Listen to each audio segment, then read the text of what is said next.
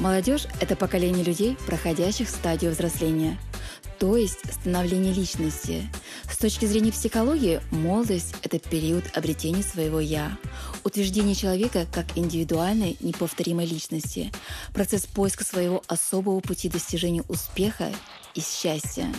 12 августа во всем мире отмечается Международный день молодежи.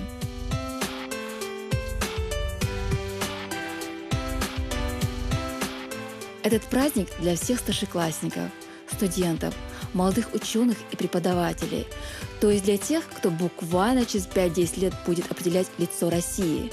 Уверенность – чувство, присуще всем успешным личностям. А можно ли научиться быть уверенным в себе? Почти. Уверенность прививается человеку с самого раннего возраста, говорят психологи. Если близкие люди поддерживают в ребенке чувство собственной значимости, направляют на достижение успеха, тогда велика вероятность, что из него вырастет весьма уверенный в себе человек. А как быть и всем другим? Уверенность можно развивать в себе, как, впрочем, и любое другое качество. Марина, как необходимо развивать уверенность в себе молодым? Очень многие говорят об уверенности, но на самом деле просто нужно ценить то, что они уже достигли. Дело в том, что уверенность приходит к человеку со знаниями, умениями и навыками. Соответственно, нужно учиться, еще раз учиться. Как? Очень просто. Все время не находить себе оправдания, говорить, что я это все не запоминаю, себя самого не обманывать, распределить свой день, скажем вот так вот. И самый важный фактор – не надо бояться неуспехов, ничего страшного. Не получилось один раз, значит получится во второй раз. И не надо именно думать, что если у меня один раз не получилось, все, больше никогда ничего не получится, или же ничего хорошего в моей жизни не случится. Это тоже один из мифов. Все может быть, и, соответственно, нужно надеяться на себя, на свои знания, умения, навыки. И не обязательно все 24 часа в сутки проводить в социальных сетях. Можно распределить и время на социальные сети, на домашние дела и на обучение. Началась пора и для абитуриентов. Сдача документов в вузы, колледжи, также подготовка к вступительным экзаменам. Главный секретарь приемной комиссии Алибек Бишаев обращает внимание на то, что сегодня молодежь все чаще предпочитает те факультеты, которые дают им уникальные возможности. По статистике пока что, что мы имеем на данный момент, у нас где-то около 5000 человек, это чисто физические лица, подали документы, но они подают по 2-3 заявления, и у нас где-то уже больше 12 тысяч заявлений подано уже на данный момент. Ну, ребята у нас идут, я не сказал, что у них не идут с плохими данными ЕГЭ, у них очень много ребят со средними данными, есть прошлогодние выпускники с высокими данными. В основном ребята подают документы на престижные, так сказать, специальности. Это экономика, лечебное дело, юриспруденцию. Но надо отметить позитив в том плане, что начали, по сравнению с прошлыми годами, начали подавать больше документов на естественные науки, на аграрные специальности. То есть по сравнению с прошлыми годами больше документов на таких специальностях, как садоводство, агрономия, зоотехния, ветеринария, биология, химия. Очень много людей, которые, в том числе и девушек, поступают на физику, на химию. То, что, да, я считаю, что это позитив. Выпускник Кронштадтского морского кадетского корпуса Саид Магомед Юсупов жил и учился в северной столице. Закончив данное учебное заведение с отличием, молодой человек решил поступить в один из вузов нашей республики. Впрочем, подавал он документы сразу на 2 факультета. Я выбрал ЧГУ, потому что я хочу служить во благо своей родине, помогать развитию, способствовать этому. Я вижу на сегодняшний день, как развивается наша республика, и поэтому мне хочется помочь своими знаниями всем, чем я смогу. Я выбрал факультет государственного муниципального управления и экономический факультет. Волнуешься перед экзаменом сейчас при выступлении? Нет, я не волнуюсь. Мне кажется, я пройду. Уверен? Да. Умение сохранять во время экзамена спокойствие, собранность, сконцентрироваться на задании и правильно рассчитать время его выполнения напрямую зависит от психологической подготовленности абитуриентов к сдаче экзамена. Как преодолеть волнение абитуриентам перед поступлением в ВУЗ? Волнение – это самое сложное, преодолеть волнение, потому что практически это невозможно. Почему? Потому что вообще волнение – это нормальное явление. Было бы хуже, если бы человек, студент пришел бы и абсолютно не волнуется. Это говорит о его равнодушии, неответственности и даже не самостоятельности. А если студент или абитуриент волнуется, значит, он переживает, значит, он относится серьезно, ответственно к этому. Соответственно, волнение считается самым нормальным явлением. А как все-таки преодолеть волнение? Просто не бояться и нужно полагаться на свои знания, умения и навыки. Что касается и уверенности, и волнения, мы же их готовим, да. И к окончанию школы, и к поступлению в вузу, да. Очень большая ответственность лежит и на родителях, и на педагогах. Все-таки, если этот ребенок подготовлен, да, он будет, конечно, волноваться и говорить или преодолеть «не волнуйся» или «не волноваться», это будет очень сложно. Это естественное такое естественное явление, да, природное даже явление. Но собраться помогает именно подготовка, которую получил он и в семье, и в обучении в школе. А совет такой: не принимать никакие успокоительные препараты, потому что они затормаживают мозг. Просто собраться с мыслями, ничего, волнуется, ничего страшного. Просто он собирается и идет дальше. Молодые люди не просто пользуются результатами перемен, но и сами способствуют им. Демонстрируя преданность, энтузиазм, изобретательность, они вносят свой вклад в процесс развития. Как в любом поиске, молодые не застрахованы от трудностей и ошибок. У них нет достаточного опыта, чтобы принимать правильные решения в многочисленных сложных ситуациях. Однако именно осознание этих ошибок формирует их собственный жизненный опыт. Марина, скажите, пожалуйста, чаще всего с какими психологическими проблемами сталкиваются в юношеском возрасте? Спасибо за вопрос, Заира. Это очень хороший вопрос, потому что очень многие думают, что у молодых вообще нет никаких проблем. Дело в том, что все проблемы, основные проблемы, они возникают у человека именно в юношеском возрасте. Почему? Потому что это определение выбора профессии, это самый важный как бы шаг в жизни молодого человека. Второе – это определение как бы семейной жизни, потому что все семейные жизни в основном семейная жизнь налаживается именно в молодом возрасте. Более того, после окончания вуза им нужно искать место работы и сталкиваются тоже с рядом проблем, а именно, что нет опыта работы, закончили не тот или иной вуз, как бы якобы на их взгляд не перспективный, хотя на самом деле неперспективных вузов не бывает. То есть вот эти все проблемы решаются в молодом возрасте, и это все влияет на жизнь молодого человека. И говорить, что у них нет проблем, что юношеский возраст – это самая прекрасная пора, мы немножко здесь ошибаемся. Да, это прекрасная пора, которая сопровождается рядом вот таких психологических проблем. Известно, что профессий насчитывается более 20 тысяч, а специальностей в 2 раза больше. Для многих подростков ситуация выбора специальности оказывается стрессовой. Причина этого кроется в том, что им страшно брать на себя ответственность за свои поступки.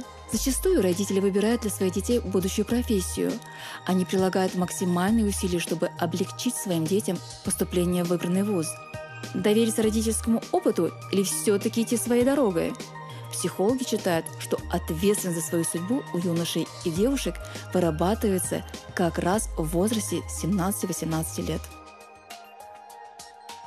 Мы знаем, что в юношеском возрасте они бывают самокритичные, сверхэмоциональные. Скажите, какое влияние должны оказывать педагоги и родители на них? Тоже очень хороший вопрос. Дело в том, что сам по себе этот юношеский возраст, он предполагает некую уверенность в себе. Вся эта жизнь впереди, как бы за спиной даже прожитой жизни нету. И кажется, что они свернут какие-то горы. В этом возрасте родители и педагоги тоже оказывают огромное влияние, но в ваших предыдущих передачах вы очень много говорили о детстве, о влиянии родителей и педагогов на детский возраст. Дело в том, что в юношеском возрасте это уже сформировавшаяся личность. Родители и педагоги должны просто поддерживать этих молодых людей. Например, в выборе профессии. Нам известно, что очень многие выбирают профессию не по своему желанию. Выбирают родители, как правило. Потом в вузах они сталкиваются с рядом проблем. Мы вечно слышим фразы: если бы я поступил бы на факультет, на который я хотел бы поступить, я бы учился бы хорошо, а сегодня у меня просто нет желания. Или они заканчивают этот вуз с мечтами, что переведутся, или же поступят, заново поступят на факультет своей мечты. То есть очень многие родители выбирают как бы за этих своих детей. Вот поэтому они и сталкиваются с такими проблемами. То есть нужно их поддержать, а не наоборот навязывать им свое видение. Очень часто многие родители навязывают своим детям свои не сформировавшиеся мечты, не воплотившиеся мечты, все, что они хотели бы когда-то достигнуть, когда-то в своем молодом возрасте. Просто нужно учитывать тот факт, что не бывает похожих людей, и мысли, и чувства, и интересы. Даже если это родитель, они все равно расходятся. Для нашего главного героя Ансара Дадаева мнение родителей было ведь всегда важным. Несколько лет назад, будучи студентом ЧГУ, он узнал о возможности продолжения обучения за границей и уехал в Англию. Там, постепенно набирая знаний, Ансар нашел также немало друзей. Проучившись год английскому языку, я поступил в Белфаст, столица Северной Ирландии, на подготовку к университету. Называется Foundation. Затем, через год Foundation, я поступил в университет Нортамбрия. Он находится в северо-восточной части Англии, в городе Ньюкасл. Как раз в этом году я закончил свой бакалавр, защитил бакалаврскую диссертацию, причем защитил на 5. По милости Всевышнего. Все образумилось очень хорошо. И по ходу учебы, вот, в общем, я провел там 5 лет. И я завел очень много дружеских отношений. С нами в группе учатся люди практически с любой части мира. То есть там были студенты из Японии, из Китая особенно много, из Саудовской Аравии, из той же Испании, Италии, Америки. Мы делились опытом. Нас специально даже распределяли в разные группы, объединяли в мелкие группы уже в самой группе с иностранцами, чтобы мы практиковали язык, находили общих друзей. Сегодня наш герой подумает о преподавательской карьере. Передать весь свой багаж знаний молодым студентам для него – дело принципа. И вообще, говорит Ансар, ему в жизни невероятно повезло с приобретенными знаниями за пределами республики. А еще он считает, что путь к успеху в жизни – это знание. Главной нашей задачей является, вернувшись в республику, преподавать нашей молодежи, поделиться опытом. Поэтому, чтобы повзаимствовать опыт преподавания, ведения себя на лекциях, надо было проводить как можно больше времени с преподавателями. Не возникало такое желание остаться там, не приезжая в нашу республику? Если честно, то нет. Я с самого начала... Вы сегодня преподаете в нашем университете, да? К сожалению, пока нет. У меня остался год магистратуры. После магистратуры я очень надеюсь, что меня возьмут в преподаватели. Как раз в этом году открылся факультет инфокоммуникационных технологий. Это как раз то направление, которое я закончил. Я закончил бизнес-информатика, и в этом году они стартовали новый факультет, новая специальность на факультете бизнес-информатика. Каждый человек, особенно чеченец, должен искать способ как бы усовершенствовать свой народ. как бы делать в глазах окружающего мира, показать его с хорошей стороны. Для молодежи, скорее всего, читать, учиться в чтении заключается много пользы. Отдельного внимания заслужат республиканские молодежные организации. Они призваны направлять энергию и энтузиазм молодежи. Многие из них помогают развивать способности и навыки молодых людей в различных отраслях. Молодежь нашей республики все чаще принимает участие в общественной жизни страны и за ее пределами. Например, во всероссийских форумах и конференциях, и проявляют завидную инициативу среди своих сверстников из других регионов. Северокавказский молодежный форум «Машук» – социальный образовательный проект, направленный на выявление и обучение лучших представителей молодежи субъектов Северокавказского федерального округа, интересующихся политикой, экономикой, наукой и инновациями, общественными кампаниями и массовыми акциями, гражданскими инициативами, искусством и творчеством. Практически в каждом регионе существуют свои какие-то форумы образовательные, какие-то конференции, слеты, всевозможные съезды.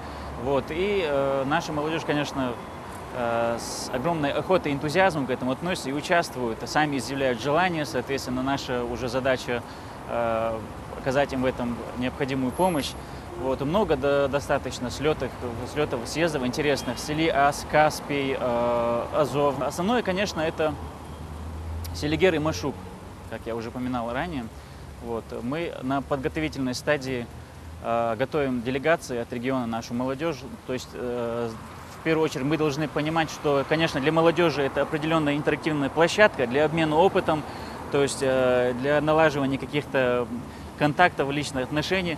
Но для нас, как для органа по делам молодежи, это задача, помимо всего прочего, еще подготовить эту самую молодежь, то есть то, чтобы она на достойном уровне выглядела на фоне другой молодежи других регионов, соответственно, и должным образом представила наш регион. В первую очередь, ты когда едешь в такие места, то боишься, ну, как я уже говорил, если ты как участник едешь, боишься потеряться на фоне других, то есть то, что ты будешь как-то отличаться от других. И достойно представить свою республику. Да. И особенно бывает приятно, когда ты вот приходишь и на месте обнаружишь, что в принципе все такие же вокруг, как и ты. Вот. И, конечно же, каждый Машук, Селигер, любой подобный форум, он запоминается целиком и полностью. И хотелось бы нашей молодежи пожелать, чтобы каждый по отдельности взятый стремился к лучшему, вот, стремился к покорению новых высот. Чем так привлекательны эти молодежные форумы? Конечно же, возможностью активного и свободного общения со сверстниками, разнообразного выражения собственного мироощущения, новых знакомств, приобретения опыта и ярких впечатлений. Недаром форумы собирают огромное количество студентов. Форумы сплочают молодых людей с одинаковыми взглядами на жизнь, учат строить цивилизованные отношения между конкурентами, помогают выяснить истину и найти верное решение насущных проблем. В рамках таких молодежных конференций проходят мастер-классы, дискуссии на актуальные темы, встречи за круглым столом, тренинги и лекции. Все они преследуют одну единую цель – стимулировать молодых управленцев к активным действиям.